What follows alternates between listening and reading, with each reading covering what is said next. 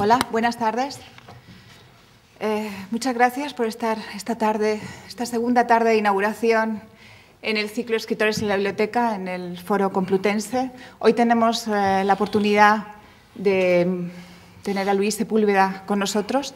Es una visita larga y esperada, como él sabe, porque hace ya varios años estuvo en la Facultad de Filología en un encuentro de escritores chilenos y desde entonces le habíamos invitado, casi es una invitación permanente del foro y muchísimas gracias, Luis, por estar esta tarde con nosotros.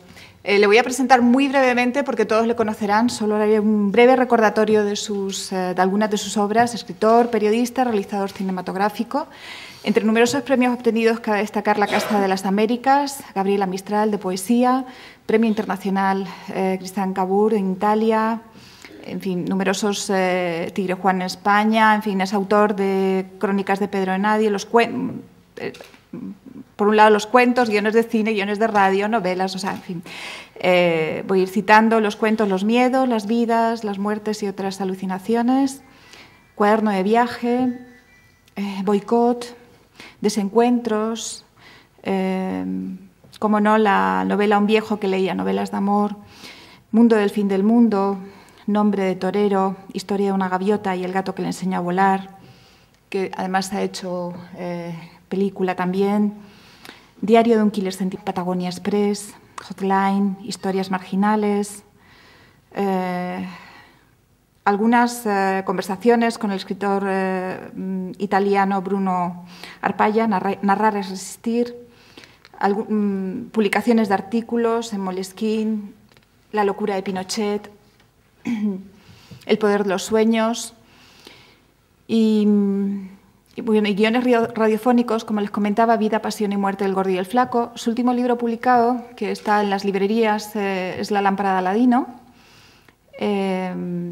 Y en septiembre también ha estrenado una obra dramática, El funeral del poeta, escrita con el dramaturgo italiano Renzo Sico. Es caballero de las Artes y las Letras de la República Francesa y doctor honoris causa de las universidades de Toulon y de Urbino, en Italia. Bueno, yo creo que hay que destacar también su labor de gestión en el mundo de los libros. Es fundador y director del Salón del Libro Iberoamericano de Gijón, que se celebra todos los años durante la segunda semana de mayo. Y bueno, pues yo creo que sin más dilaciones querríamos escucharle. Muchísimas gracias, Luis, por estar con nosotros. Gracias por la invitación, Rosa. Muchas gracias. Bien, buenas tardes y gracias por estar acá. El que haya público en una tarde tan fría revela un interés por la literatura que es bastante saludable, ¿no? Porque hoy es una tarde de perros en que lo más lógico sería estar con los amigos en un café en torno a una botella de vino en casa y con el hogar encendido. El título de esta presentación, que no es una conferencia, no, esto es un foro, imagino que tendremos la ocasión de debatir, y si no de debatir, bueno, si tenéis preguntas, yo estoy dispuesto a responder a todas las preguntas que queráis hacerme. El título de este encuentro es eso, ¿no? El ratoncito Pérez en la biblioteca. Primero porque cuando me hicieron la invitación me hicieron al mismo tiempo esa terrible pregunta de cómo se va a llamar tu intervención, ¿no? ¿Cómo se va a titular? La verdad es que no hay nada más difícil que darle título a una intervención, y más aún en una biblioteca histórica, y más todavía en la biblioteca histórica de la Universidad Complutense. Y cuando estaba ahí hablando por teléfono con Rosa, recordé de algo que es rigurosamente real.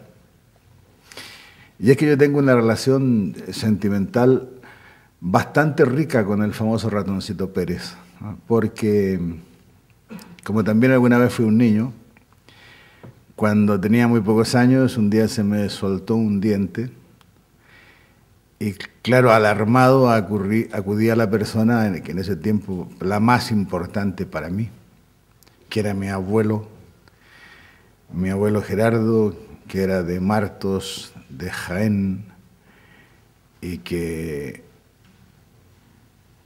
se fugó de 2 cárceles antes de llegar a Chile. No se fugó de la cárcel de Almería, en donde lo habían confinado de por vida porque había participado junto con otros compañeros de él, de los primeros libertarios de la península ibérica, en ajustarle las cuentas a un miserable que le arruinaba la vida a los aceituneros altivos de Jaén del poema.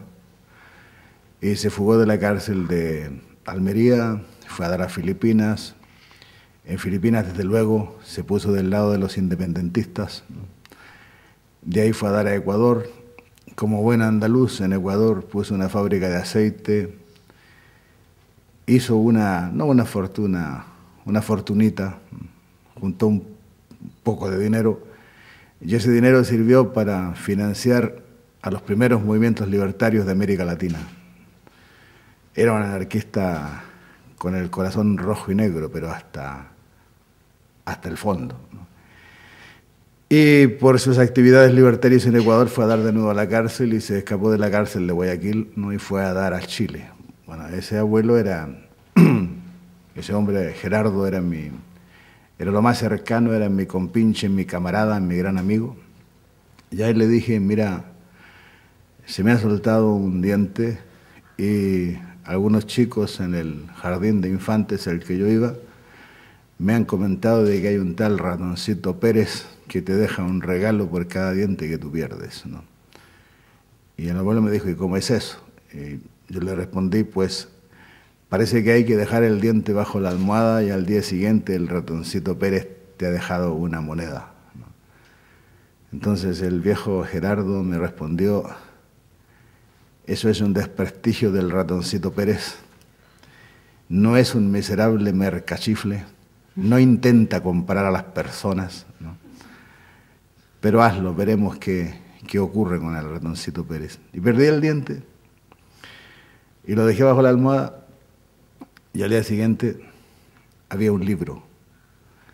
Había un maravilloso libro que publicaba una editorial argentina que se llamaba Biliken.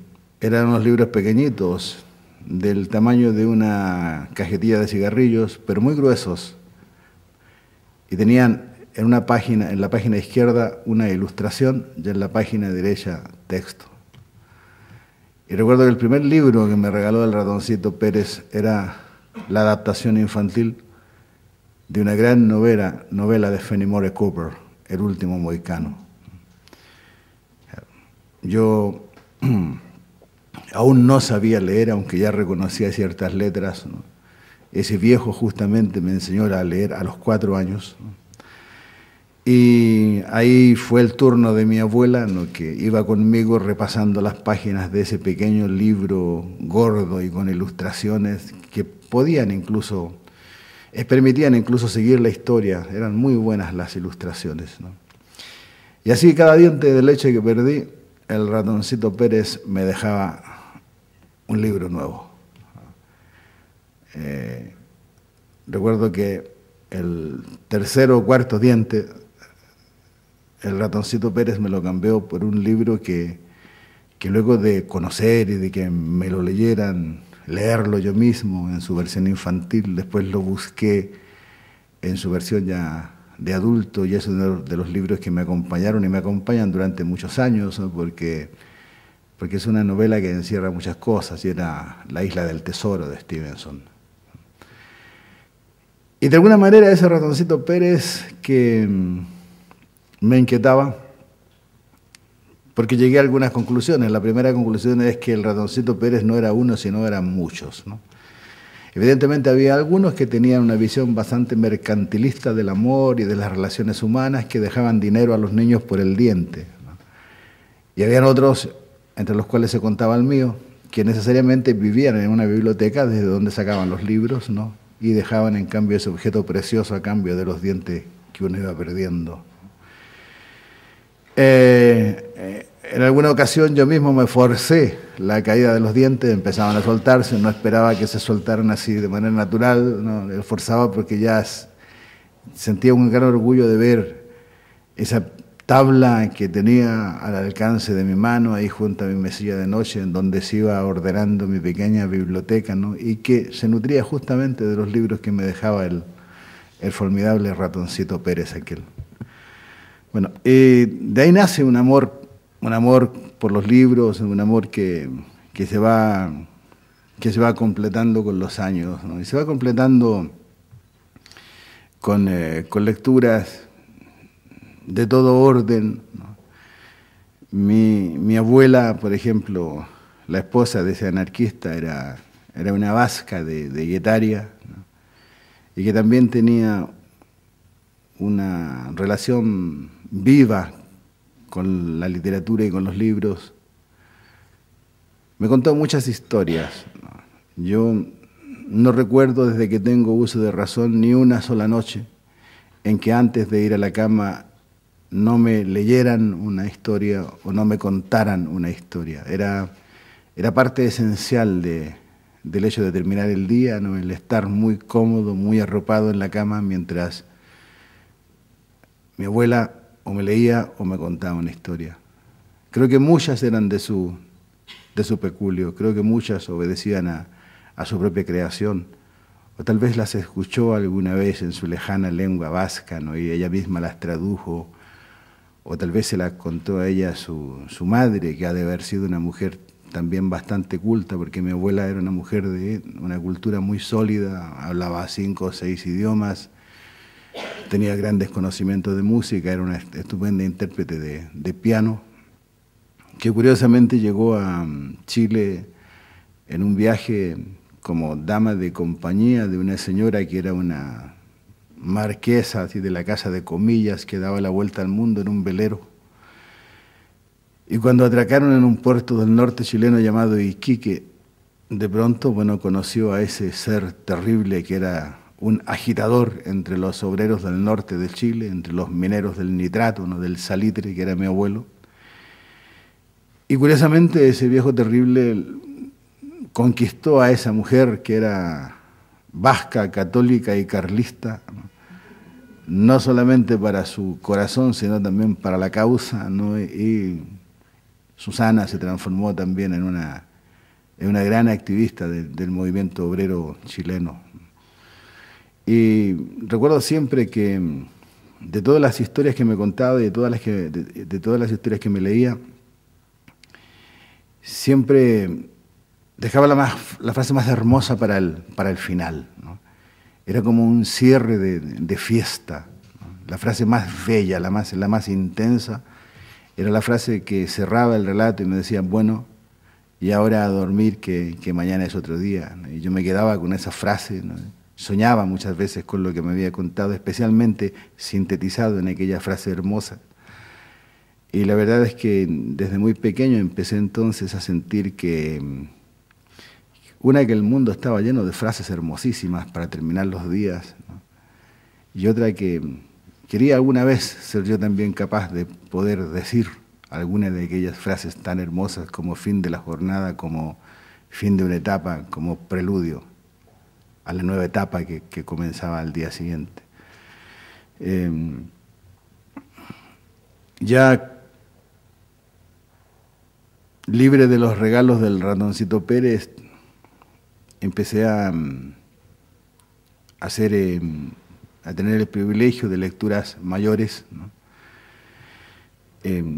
Me considero como escritor un individuo 100% cervantino. Tengo un gran apego a la obra de Cervantes porque me sirvió, me acompañó, mejor dicho, fue la gran novela, ¿no? El Quijote fue una compañía muy querida durante muchísimos años, porque ese hombre terrible, ese abuelo que tuve, empezó cuando yo tenía 12 años, una lectura del Quijote, que culminó cuando yo cumplí 16 años. Todos los días me sentaba al fin del día en una pequeña silla de paja, él se sentaba frente a mí en una mecedora de madera y me iba leyendo y desmenuzando y contando capítulo tras capítulo. Y la verdad es que ninguna película, ninguna ópera, ningún concierto, ningún otro libro me ha proporcionado una satisfacción y momentos de placer tan intensos como los que sentí cuando ese hombre me leyó esa novela formidable, anticipatoria, ¿no? Y que sin duda no entendía todas las palabras, ¿no? Pero era tan importante y tan bello el contexto, ¿no? Era tan hermoso lo que había detrás, era tan identificable, era tan mío además, que no recuerdo otro disfrute semejante o mayor que el que me proporcionó esa lectura. Y así es que cuando mi abuelo murió, yo tenía 17 años y me llamó a su lado y me preguntó qué era lo mejor que me había entregado, ¿no? Y le dije, me leíste El Quijote, ¿no? Y me hizo prometer que si yo tenía nietos, ¿no?, algún día también les iba a leer El Quijote a mis nietos y me estoy preparando. Ya mis nietos entran a la edad suficiente como para sentarse en sillitas de paja y que yo les lea El Quijote. Bien, he tenido una relación con los libros que es una relación pasional. Creo que a los 15 años quise ser escritor. Y quise ser escritor por todo lo que había leído, pero fundamentalmente porque llegó a mis manos una novela que se escapaba a todo lo que había leído y me habían leído, con la excepción del Quijote hasta ese momento. No fue mi abuelo, fue mi padre, que un día llegó con un libro editado por una editorial chilena. Recuerdo, la editorial se llamaba Editorial Zigzag. Era un libro de unas tapas horribles porque tenía unas franjas así de celestes y blancas. La impresión era mala, la letra muy pequeña. Pero empecé a leer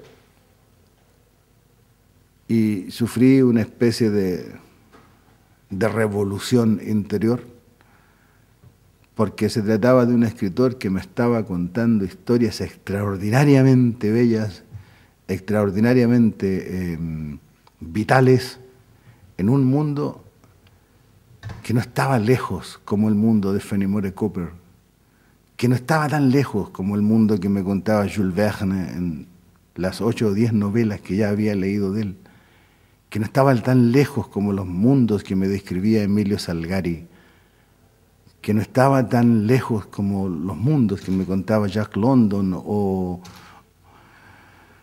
Herman Melville. Estaba ahí al alcance de mi mano, estaba saliendo de Santiago y caminando unos cuantos miles de kilómetros hacia el sur, pero en mi propio país.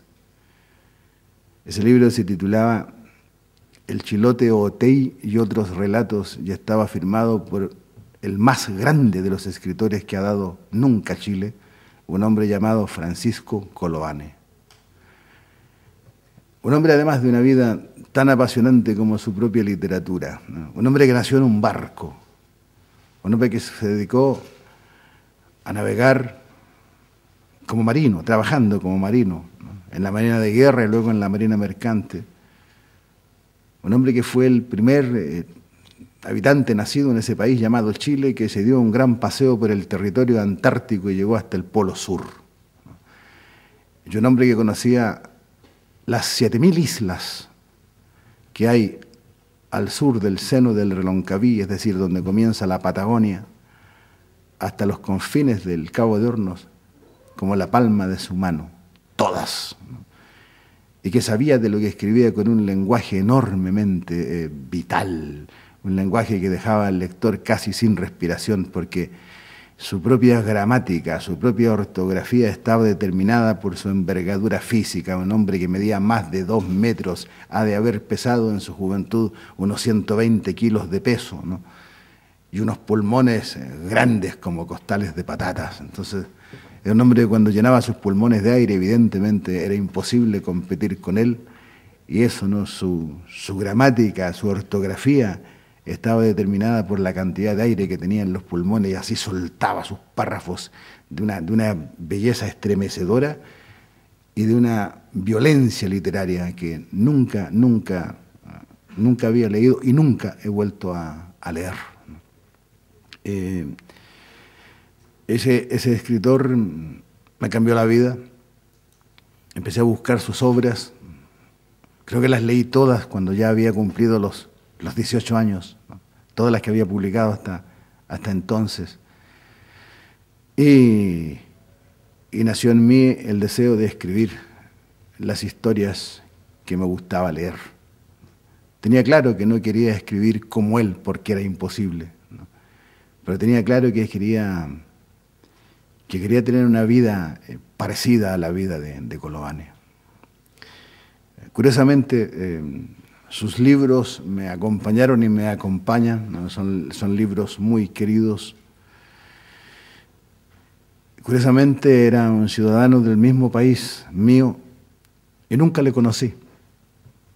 Pasaron los años, siempre tuve enormes deseos de conocerle. Incluso cuando era un joven así, de 17, 18 años, llegué a aproximarme a la casa de Santiago donde vivía, pero no sabía cómo se le habla a un gigante. Me inhibí al llegar a la puerta, decía, yo no tengo palabras para hablarle a un gigante. Apenas abre la puerta me va a dar una mirada y me va a fulminar, ¿no? Este hombre tiene toda la fuerza del sur, este hombre tiene toda la vitalidad de los balleneros, este hombre tiene toda la vitalidad de los cazadores de focas, este hombre es navegante, este hombre es heredero de todas esas etnias que han desaparecido y él ha conocido.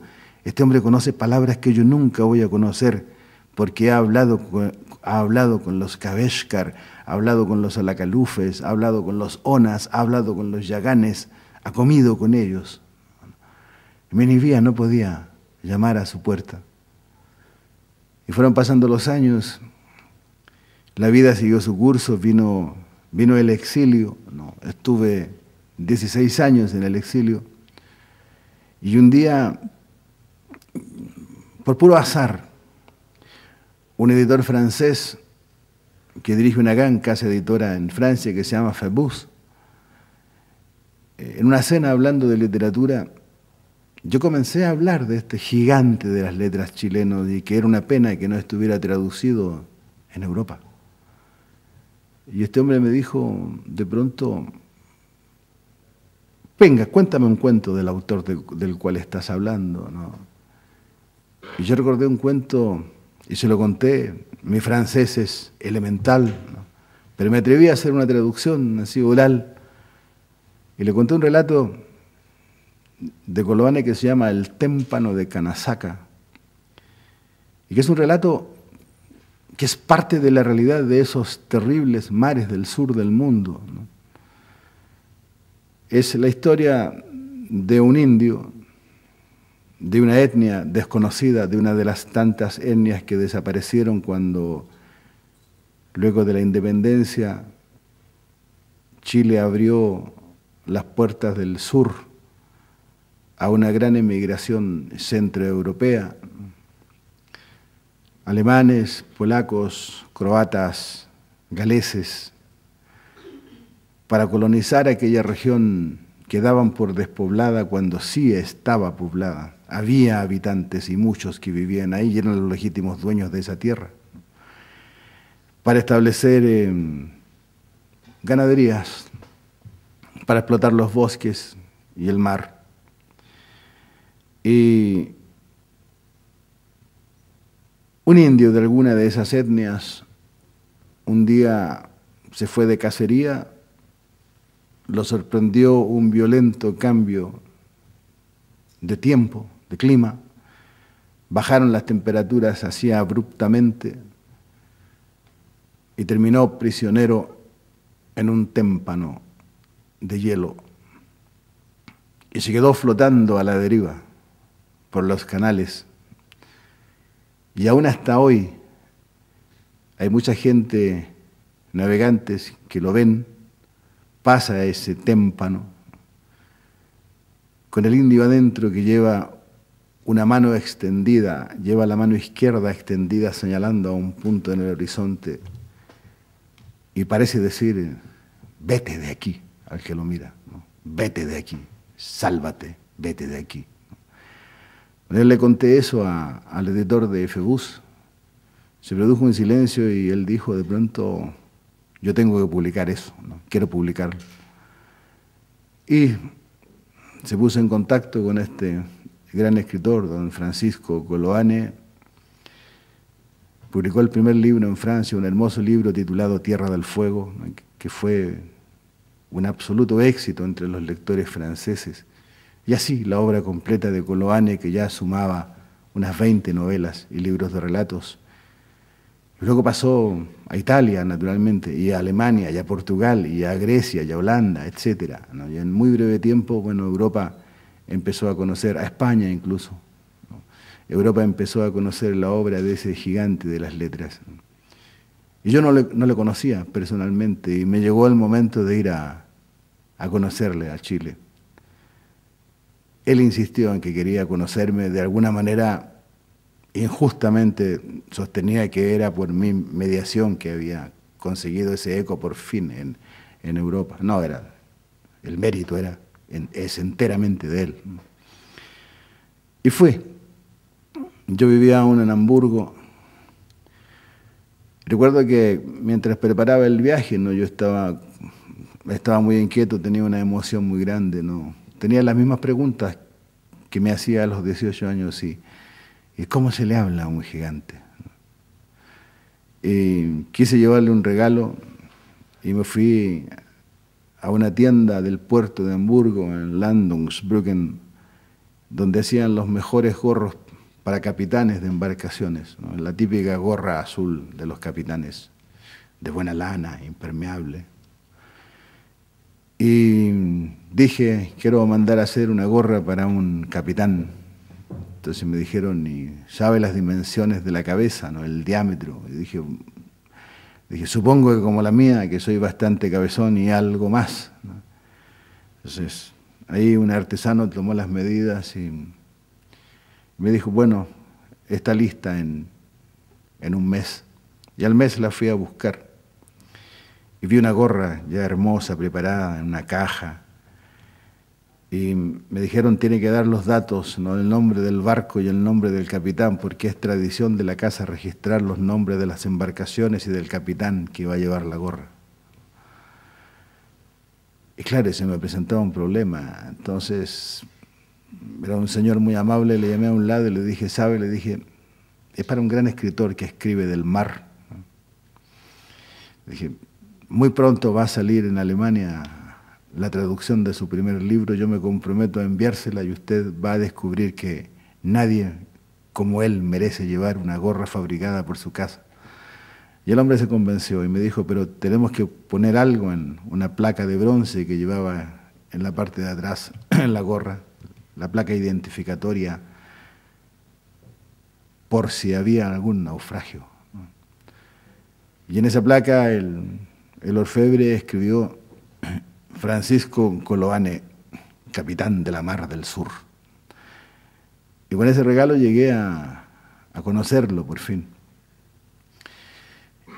La cita era a las 5 de la tarde, en lo que los chilenos llamamos la hora de onces.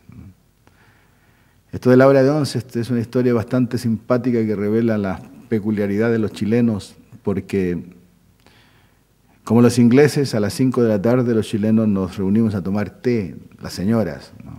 El 5 o'clock tea de los ingleses. Pero desde tiempos inmemoriales los caballeros también a esa misma hora se reunían a tomar una copa de aguardiente. Y como la palabra aguardiente tiene 11 letras, para evitar decir aguardiente decían, vamos a tomar onces, ¿no? Y nació la costumbre, la tradición. Y quedé con Coloane entonces eso, a la hora de onces. Y yo llegué 1 hora y media antes. Él tenía en Santiago una casa frente a un parque muy hermoso, que es el parque forestal, de árboles antiguos, fuentes, estudiantes. Y dudaba, tenía las mismas dudas, repito, de cuando tenía 18 años, ¿no? ¿Cómo se le habla a un gigante? ¿Cómo se le habla a un hombre que ha comido con gente que ya no existe? ¿Cómo se llama el único que es heredero y depositario del eco de las voces de los Yaganes, de los Onas, de los Alacalufes, de los Kaveshkar, de los Kelshan? Y me paseaba por la calle y recuerdo que entré a un café que en Chile se llaman Fuentes de Soda. Nadie sabe por qué, pero se llaman así. Me tomé una cerveza y dejé pasar el tiempo, me fumé algunos cigarrillos y cuando ya faltaba media hora para las 5 dije, no, voy a tocar el timbre y qué diablos, que sea lo que la suerte quiera. Y fui, y llamé y salió la esposa de Kolovane que me dijo, por fin llegas, me dijo, tu amigo está ahí paseándose hecho una fiera por tu atraso. Bueno, y entonces lo vi, un gigante, enorme, ya tenía 82 años, era un hombre enorme, un hombre de una envergadura física, de una hermosa cabellera blanca y una barba blanca de marino. Y fue muy, muy extraño porque apenas me vio, me abrazó, yo le entregué mi regalo, abrió la caja, se la puso y le quedó maravillosamente bien la gorra. E inmediatamente me llevó a su escritorio, sacó una caja de cartón debajo de un mueble y me dijo, aquí está la historia de todos los naufragios que han ocurrido en el estrecho de Magallanes. Todos. Desde el primer barco que pasó después de Magallanes y de Pigafetta, ¿no?, hasta el último naufragio que ocurrió hace unos 5 años. Estoy trabajando en esto y quiero que tú me acompañes mientras trabajo. Para mí era un honor. Eso es más importante que recibir el Premio Nobel de Literatura. Y le dije inmediatamente, sí, don Pancho. Y corrigió, me dijo, no, Pancho simplemente a secas. Bueno, Pancho, bueno. Y compartí con él unos días maravillosos, porque saltaba en sus conversaciones, de pronto tomaba una caracola marina y me decía, ¿sabes lo que ocurre cuando un caracol menor se transforma en el parásito de una caracola grande? Y empezaba una serie de narraciones que a mí me dejaban absolutamente embobado, ¿no? O de pronto llenaba 2 copas de vino y decía, no puede ser así, olvidé invitar a Pablo. Y corría a buscar una tercera copa y la llenaba de vino y se iba conmigo frente al retrato de su gran hermano, de su amigo Pablo Neruda, colocaba la copa frente al retrato de Neruda y brindábamos con él, con Neruda. Ese hombre, con su literatura, creo que me hizo escritor. Deseé fervientemente ser un escritor después de leerlo a él, a Kolovane, ¿no? Y bueno, y tuve la fortuna de acompañarlo algunos años de su vida, ¿no? Murió hace 4 años, ¿no? Y tuvo una muerte de gigante. Se sintió mal, le diagnosticaron la terrible enfermedad, el cáncer. Le dijo a su mujer, voy a morir como lo que he sido, como un navegante. Se fue a la isla de Chiloé, alquiló una habitación en una pensión y murió. Frente al mar, frente a las islas que amó. Y dejó instrucciones que apenas confirmada su muerte por un médico, se le incinerase y sus cenizas fuesen arrojadas al Golfo de Penas, en el estrecho de Magallanes, y que solamente después de una semana, es decir, cuando las corrientes ya se hubiesen llevado sus cenizas por todos los confines del sur, recién entonces se dijera públicamente, ha muerto Francisco Kolovane, porque no deseaba tener ningún homenaje. Para él, la vida ya le había dado demasiados homenajes, ¿no? La amistad con Neruda, la posibilidad de conocer a esa gente que como él ya no existe, ¿no? Esos habitantes primigenios del continente americano, y eso lo consideraba el más grande de los homenajes que podía haberle dado la vida. Es decir, murió como vivió. Fue un hombre que abrió las puertas de la literatura chilena de una manera muy peculiar. Hasta antes de Coloane, todos los autores chilenos, con algunas excepciones como Baldomero Lillo, escritores de literatura social, como Nicomedes Guzmán, como Carlos Sepúlveda. El resto escribía de una manera compulsivamente afrancesada, atrozmente afrancesada. Y de pronto llegó Coloane y abrió de una patada las puertas de la literatura y dijo: yo vengo del sur, así se escribe, ¿no?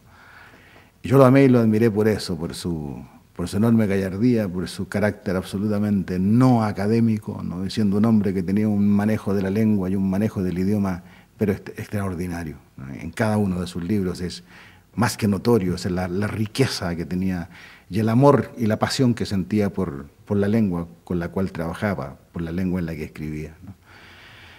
Decía que murió como vivió y como escribió, y a mí me dolió estar lejos cuando supe de su muerte.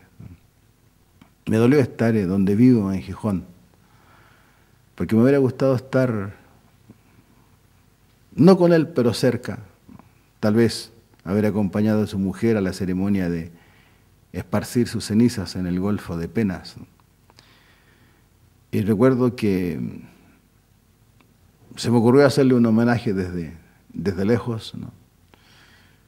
Tengo un amigo en la Capitanía de Puerto de Gijón y le conté que había muerto un gran marino y un amigo mío, y si me permitía izar el gallardete de luto en la Capitanía de Puerto de Gijón, y me dijo sí, y él mismo compró una botella de buen whisky y se fue conmigo, izamos el gallardete de luto, gritamos el ahoy, ahoy, ahoy, buen viento, Francisco Coloane, y bebimos a la salud de ese gigante. Decía que soy escritor por él, y en todos mis libros está presente de alguna manera su espíritu, su manera de contar las cosas, ¿no? Si me permitís, me gustaría leer un relato de mi último libro, es un relato breve, y que tiene que ver con él, de alguna manera, porque es una suerte de metáfora de cómo yo sentía a Coloane.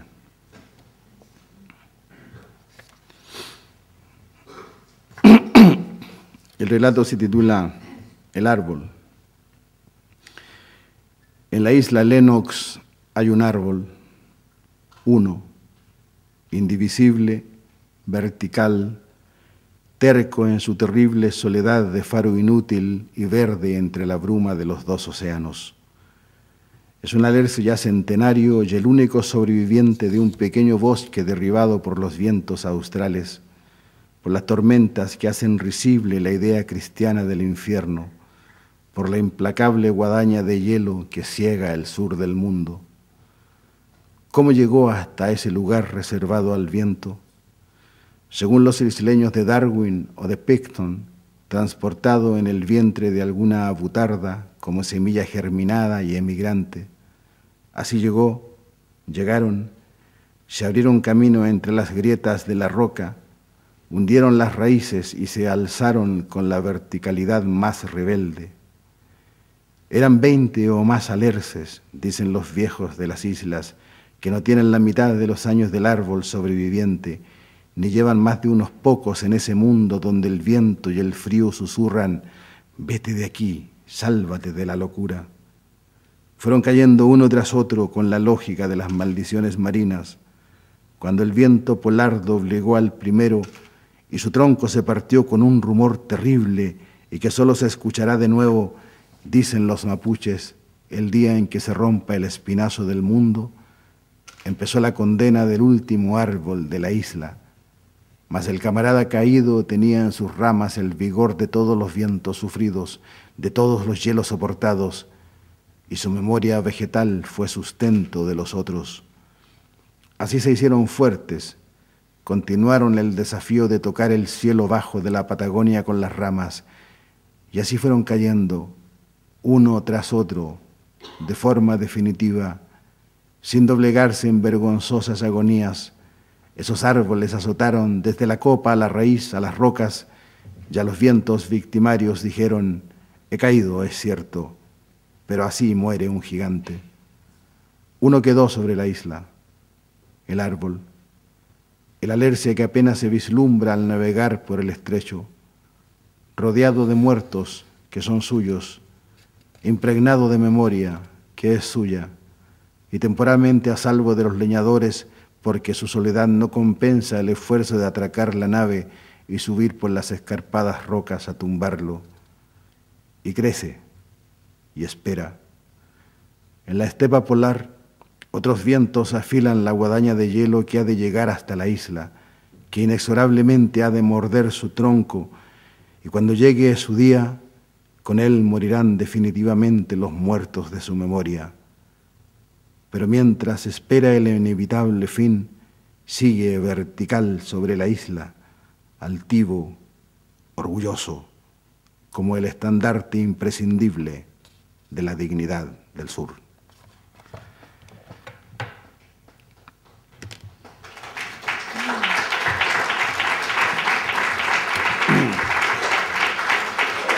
Bueno, no quiero ser yo el que monopolice solamente la palabra. Imagino, si tenéis preguntas, yo estoy dispuesto a responder incluso a las preguntas más indiscretas.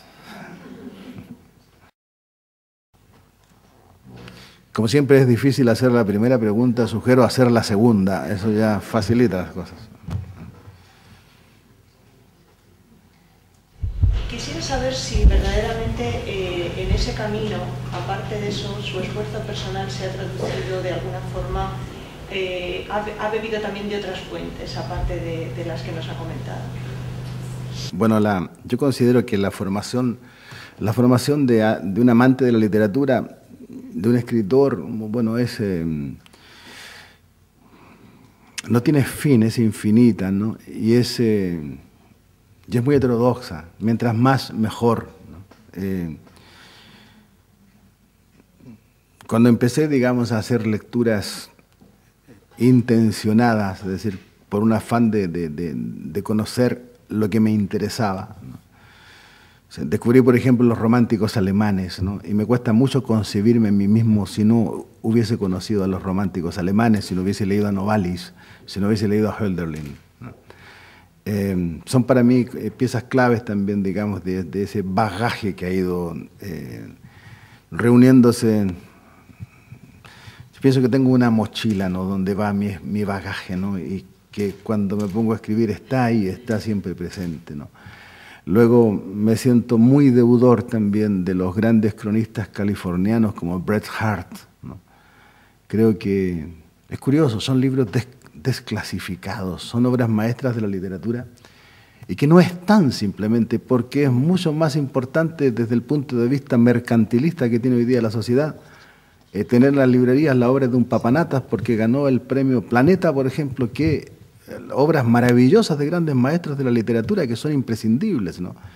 Leer, por ejemplo, las crónicas californianas de Bret Hart, para cualquier persona que quiere ser un escritor, es una cuestión extraordinariamente importante, ¿no?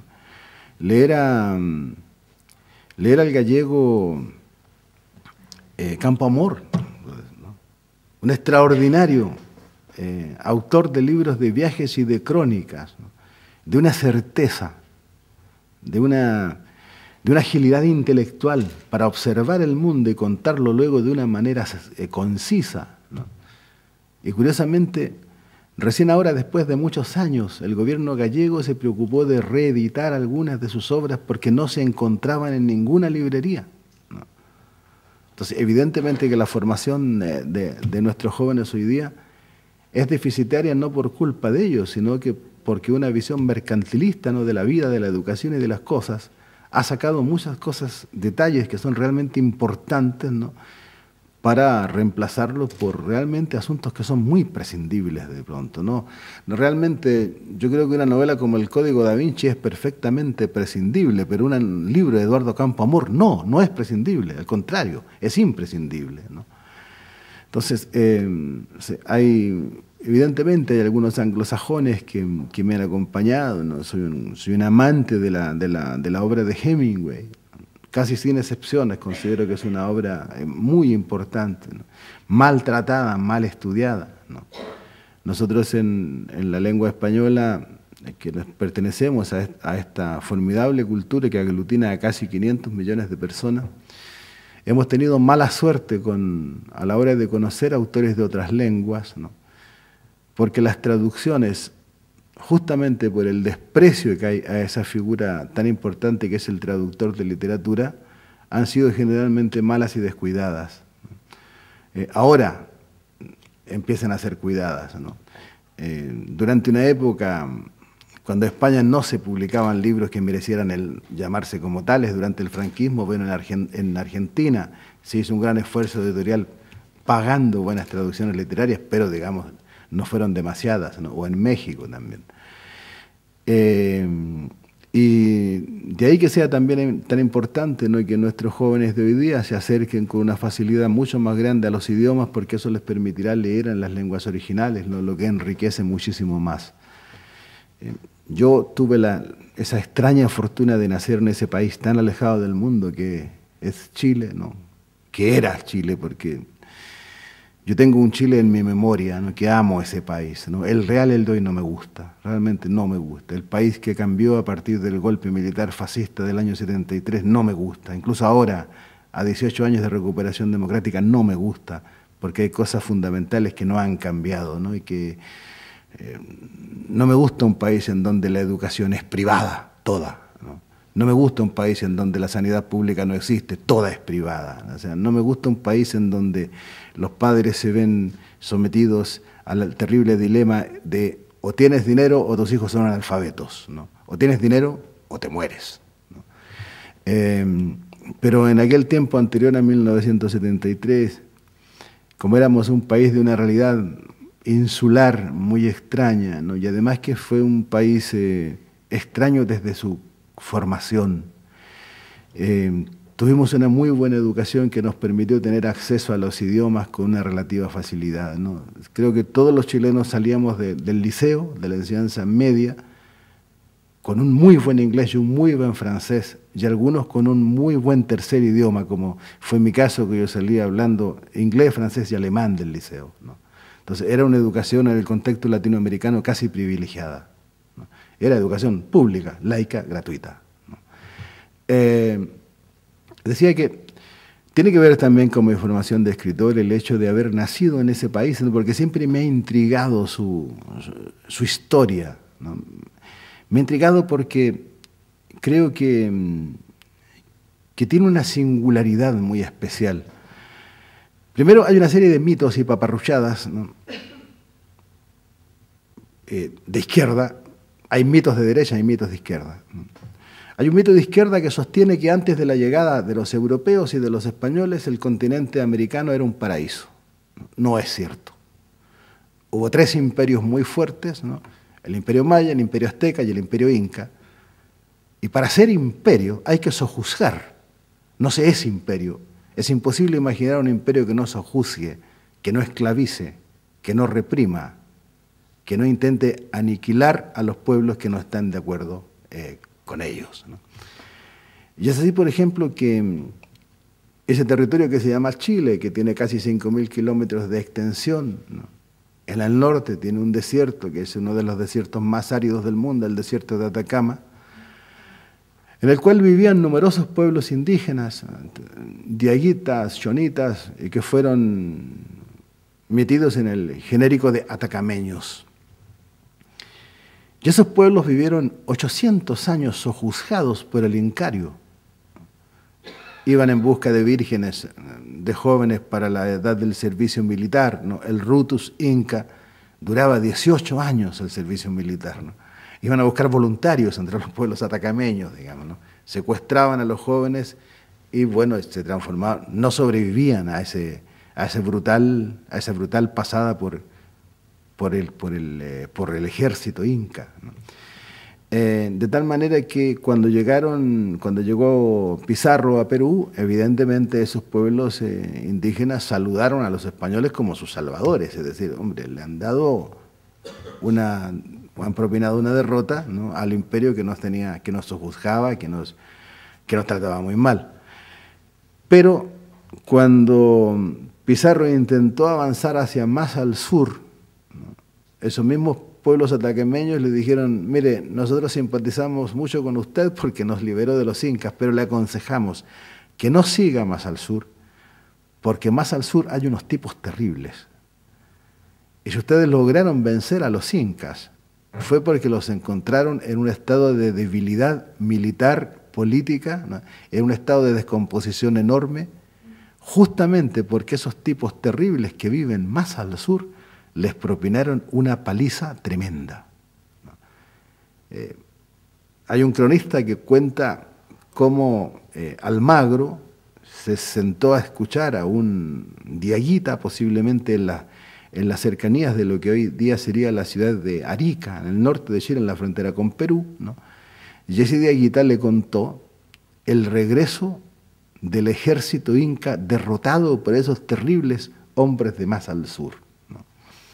Un ejército de más de 15.000 hombres que había avanzado con toda la parafernalia de los ejércitos imperiales, ¿no?, y que había regresado medio agónico, de regreso camino al imperio inca.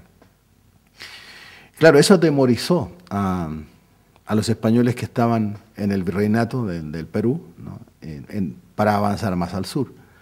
Pero las intrigas en la corte, ¿no?, eran tan grandes, ¿no?, la avaricia era tan grande que pronto lo que es el territorio del Perú se quedó pequeño y había que avanzar más hacia el sur. Almagro lo intentó, avanzó algo así como 80 kilómetros por el desierto de Atacama, pero sucumbió a las historias que le contaban de los tipos que vivían más al sur. Son muy grandes, son muy fuertes, y hasta los mitos, ¿no?, como Sarmiento de Gamboa, el cronista, escribió, por ejemplo, la gente que vive al otro lado de los confines del desierto es de tal fealdad y de tal pestilencia que por eso no aparéanse y no se procrean. Entonces, ¿cómo están si no se procrean? Con Sarmiento de Gamboa nace el realismo mágico, en realidad, ¿no? O tiene otras delicatessen maravillosas que se pueden leer en el archivo de Indias, en Sevilla, refiriéndose a las gentes de la Tierra del Fuego, ¿no? Dice, bueno, tienen un ojo en el medio del pecho y unas orejas tan grandes que para dormir no precisan de mantas, pues cúbrense con ellas.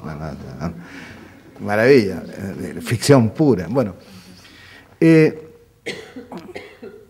finalmente las presiones que llegan de la corona son tan grandes que deciden mandar gente a que cruce el desierto y vaya al sur.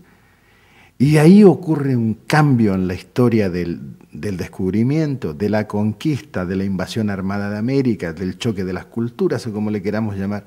Ocurre un cambio muy grande, una vuelta de tuerca, porque el que va es un capitán llamado Valdivia, Pedro de Valdivia, pero no lo mandan con la misión de buscar oro y plata, lo mandan con la misión de encontrar tierras fértiles para fundar la nueva Extremadura. Es decir, se transforma de conquista en colonización, se transforma de invasión en emigración.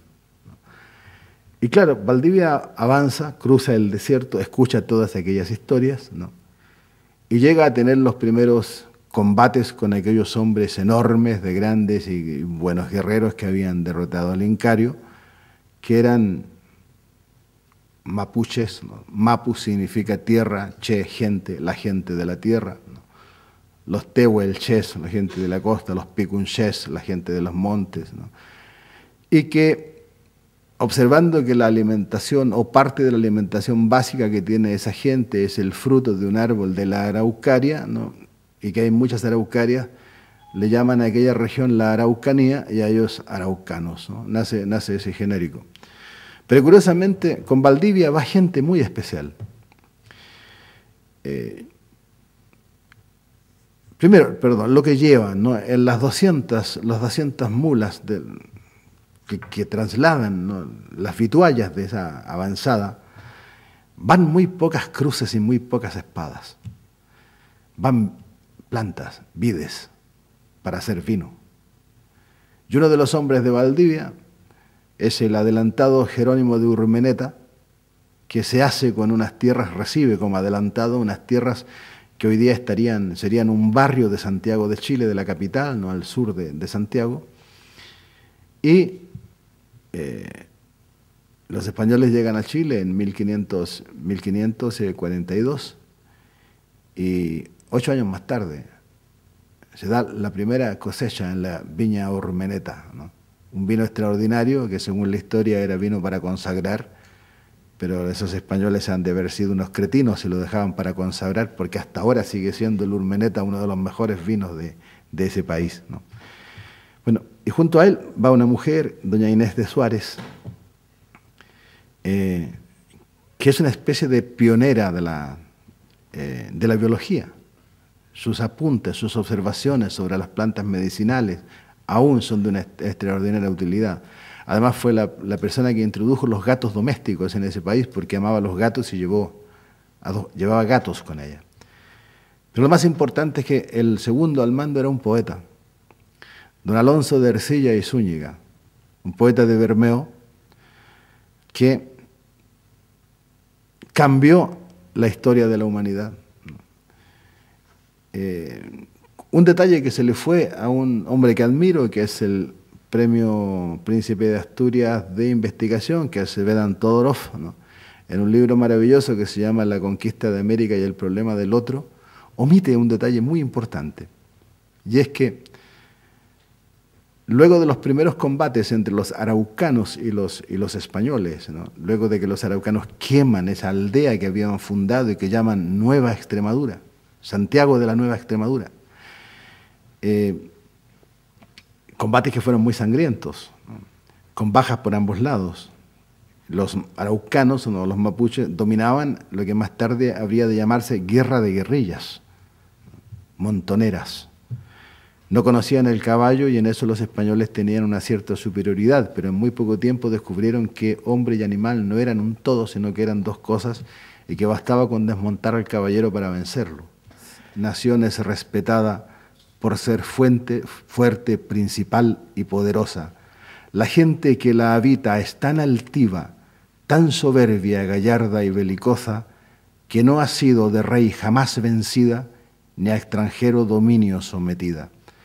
Ese fue el primer reconocimiento del otro en la historia de la humanidad.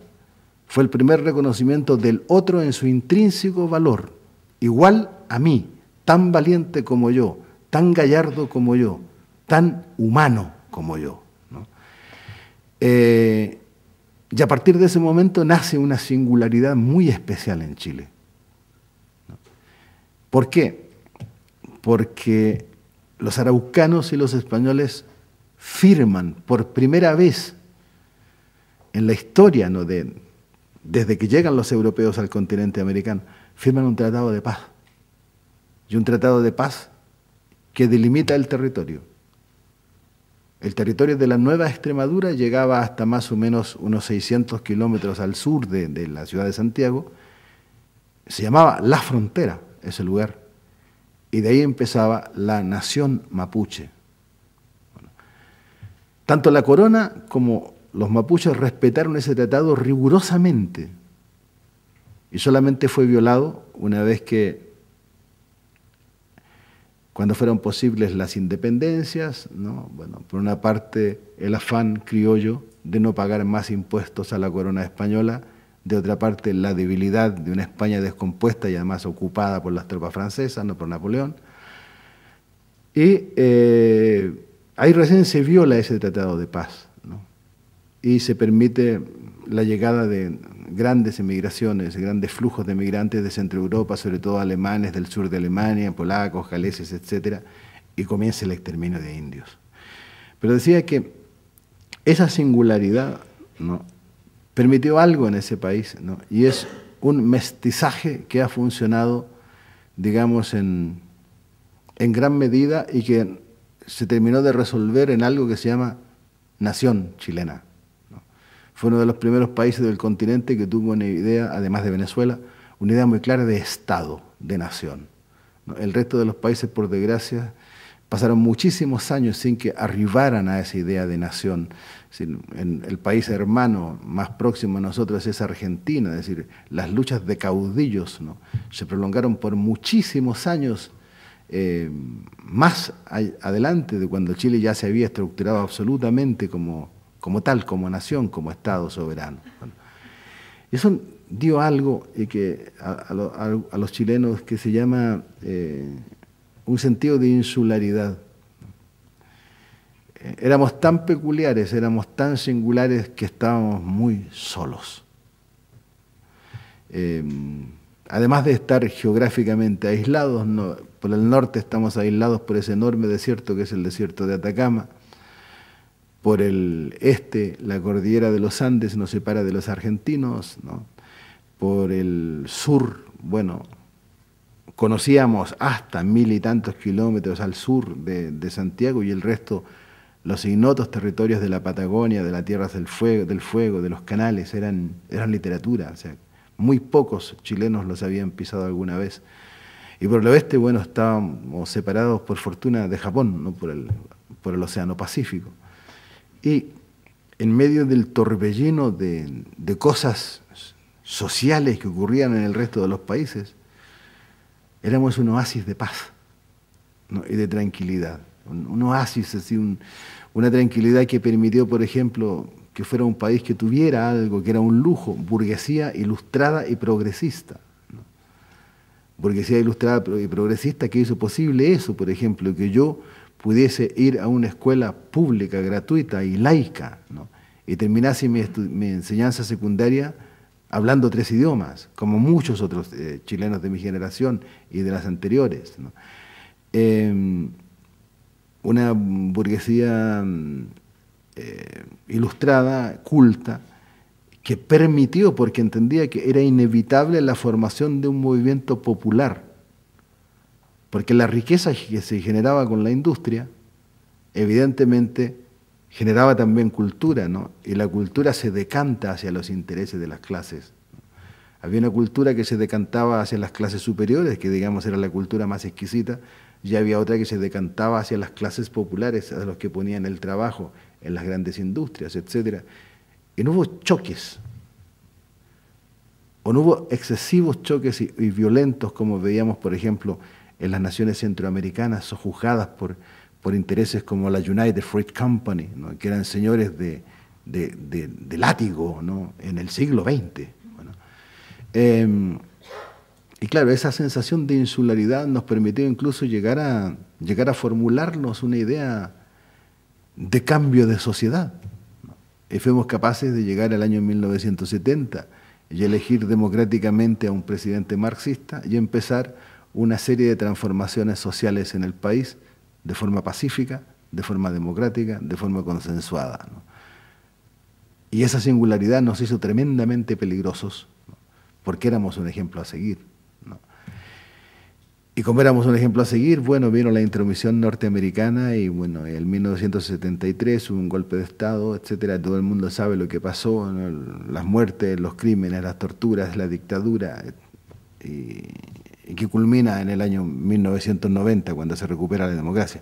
Pero quería decir que toda esa historia, ¿no?, también es un componente básico de mi formación como escritor. Es decir, me siento depositario de una memoria muy rica, ¿no? Me siento depositario de una memoria que es casi privilegiada, y al mismo tiempo me siento velador, ¿no?, guardián de esa memoria, porque es una memoria extraordinaria que aún no comienza a escribirse enteramente, ¿no?, que aún no comienza a estudiarse con toda su intensidad.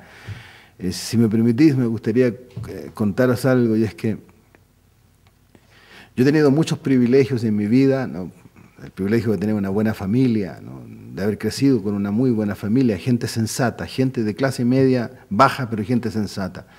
luego de haber tenido una muy buena educación, porque era parte de la historia de mi país, ¿no? Y luego he tenido el privilegio de homenajes, ¿no? He recibido más de los que realmente creo merecer, no sé, eso de ser doctor de algunas universidades, ¿no? De ser caballero de las artes y las letras de la República Francesa, tener la medalla del Congreso Italiano, en fin. Pero hay un gran honor que recibí en mi vida, y es que en el año 1971, en enero del año 71, las elecciones en las que fue elegido presidente del Chile Salvador Allende fueron en septiembre de 1970. Y en enero de 1971, ¿no? Yo era un militante de la Juventud Socialista en Chile, de pronto fui seleccionado para algo, y que fue ser parte de la guardia personal de Salvador Allende, ¿no?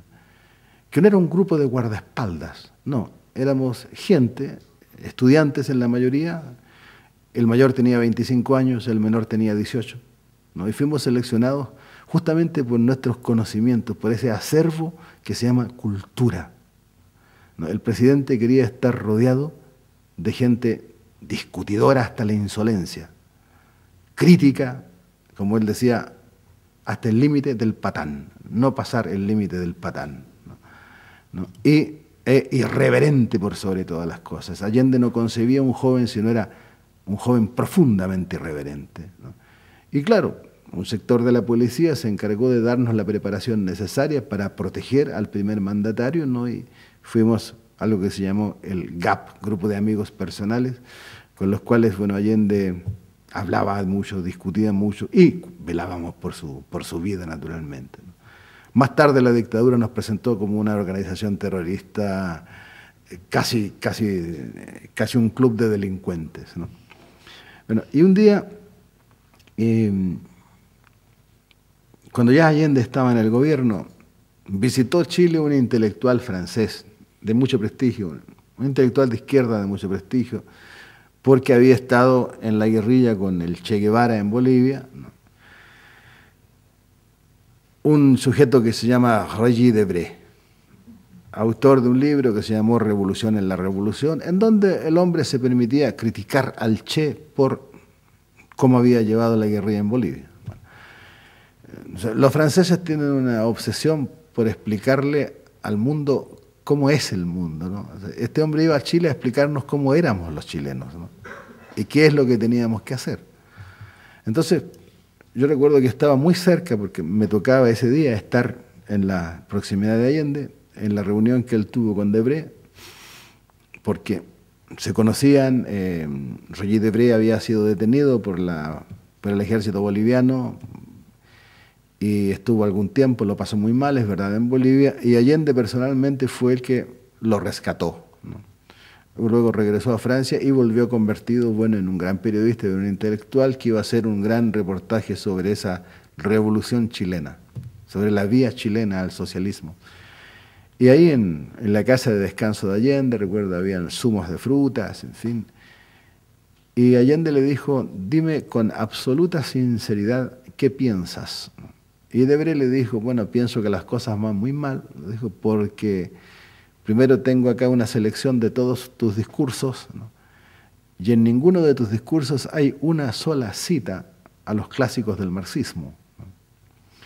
Ni a Lenin, ni a Marx, ¿no? Y Allende sonrió y le dijo, tú no conoces lo que es este país, ¿no? Este país, la media, tiene 28 años. Es un país muy joven. O sea, esta revolución se va a hacer con muy poco Lenin y con mucho Lennon, ¿no? Pero Debray continuó y le dijo, lo que más me preocupa al mundo, en fin, a la izquierda mundial, es que tu revolución no tiene norte ideológico. O sea, tú nunca dices que quieres ir a una dictadura del proletariado. Y Allende se sonrió, incluso estalló en una carcajada, ¿no? Y le dijo, mira, te voy a hacer una pregunta, Regis. ¿Tú sabes cuál es la expectativa de vida de los franceses? Y Debray no lo sabía. Y Allende le dijo, Pues en este año, 1971, la expectativa de vida de los franceses ronda los 58 años. ¿Y sabes tú cuál es la expectativa de vida de los suecos y de los alemanes? Debré no lo sabía. Bueno, 62 años. ¿Y sabes cuál es la expectativa de vida de los chilenos? 42 años. Esta revolución la hacemos para vivir tanto como los suecos, como los daneses, como los alemanes. Aquí, dictadura del proletariado, o como la quieras llamar, o sea, no ha habido, no hay, ni habrá. O sea, no queremos ni un tipo de dictadura más que el imperio puro y limpio de la democracia, porque ganamos democráticamente y estamos avanzando por el camino de la democracia, pero a pasos realmente agigantados, ¿no? Esta revolución se hace para vivir. Bueno, me quedó esa frase. Es parte de mi acervo también como escritor, ¿no? Intento que mi literatura sea una gran alegoría. Me gusta esa idea de hacer las cosas para la vida, ¿no? No para la muerte, no con otros fines, sino para celebrar, ¿no?, la dicha de vivir.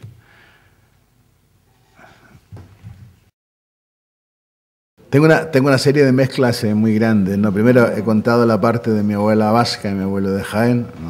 Por otro lado, vengo de una historia de amor bastante curiosa por el lado materno, ¿no? Porque alguna vez a finales del 1800, desde el puerto de Livorno, salieron 3 hermanos, 2 chicos y una chica, ¿no?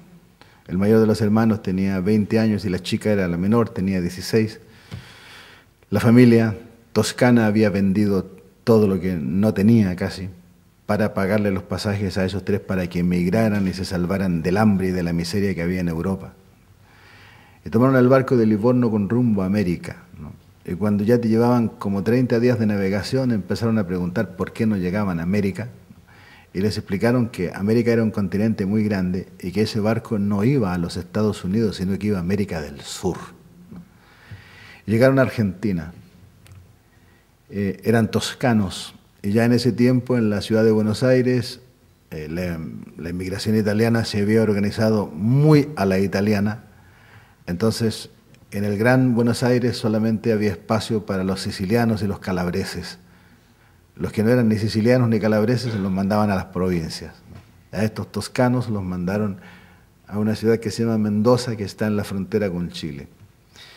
Pero eran trabajadores y buenos trabajadores, y en muy poco tiempo fueron propietarios de una panadería. A los 3 años tenían una pequeña panadería.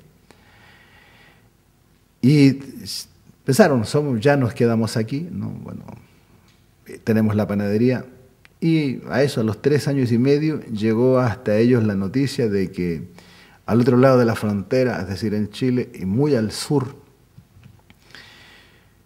se estaban entregando tierras a los emigrantes, ¿no? Y era una ley muy curiosa porque bastaba con invocar a una ley que se llamaba la ley de la estaca, que consistía en llegar hasta los territorios del sur, estoy hablando ya de la Patagonia, clavar una estaca y decir, esta tierra es mía, ¿no? Y recibías el título de propiedad de 60 hectáreas y los insumos suficientes para soportar un inviernos duros del sur. Y estos 3 toscanos dijeron, bueno, hay que probar, pero no podemos arriesgar lo que tenemos. Entonces mandaron al más joven, en este caso a la más joven, que ya había cumplido 19 años, y esa mujer, Ángela, hizo un viaje a caballo de más de 2.500 kilómetros. Llegó al sur, clavó la estaca, dijo, esta tierra es mía. Solo que junto con otros emigrantes, clavó la estaca en un lugar que era mapuche, ¿no? Y los mapuches no estaban muy contentos con que llegara esa gente a clavar estacas y a decir, esta tierra es mía, ¿no? Y había problemas muy serios. Había problemas, hubo enfrentamientos, algunas muertes incluso. Y el que comandaba a los mapuches era un tipo llamado Francisco Calfucurá. Calfucurá está compuesto de 2 palabras, calfu y curá, significa piedra azul. porque los jefes de los mapuches usaban un distintivo que era una piedra de lapislázuli, de ahí la piedra azul, que se llamaba la toquicurá, la piedra del toqui del jefe. Y cuando se llevaba esa piedra por más de 5 generaciones, tenías derecho a llamarte un calfucurá, o sea, un piedra azul. Y este Francisco Calfucurá, que era un tipo muy grande, así, sobrepasaba los 2 metros de estatura, ¿no? Con una cabellera larga, fuerte, extraordinario jinete, vio a esa pequeña toscana y se volvió loco y decidió secuestrarla. Y la secuestró. Hay muchas historias de cautivas y de cautivos de aquel tiempo. Y la secuestró. Pero en el secuestro pasó que la toscana se enamoró de su secuestrador. Se sabe que la trató le dio un trato exquisito, o sea, le dijo, mira, te traigo a mi poblado, te he secuestrado, quiero que seas mi mujer. Pero si dices no, ahí está la libertad, venga. Y al cabo de unos pocos meses de estar ahí, empezó a hablar la lengua de los mapuches, ¿no? Naturalmente fue la puta para los otros europeos que estaban asentados por ahí. Y esos dos se transformaron en mis abuelos maternos, ¿no? Bueno, entonces,